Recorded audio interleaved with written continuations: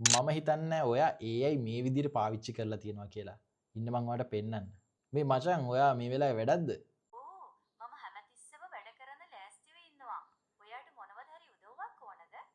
ඔව් මට දැනගන්න ඕනේ ඇත්තටම මේ වෙලාවේ මං ඉන්න තැනට වහීද? කඩවත බස්නාහිර පළාතේ දැනට වැසි තත්ත්වයක් නොමැති බව කාලගුණ වාර්තා පෙන්වා දෙනවා. හැබැයි කාලගුණය හරි ඒකයි දෙන්නේ. හරි. ඔයා මට කියන්න සාමාන්‍යයෙන් Apple iPhone එකක් ගන්න එකද හොඳ Xiaomi එකක් ගන්න එකද හොඳ? හොඳ ප්‍රශ්නයක්.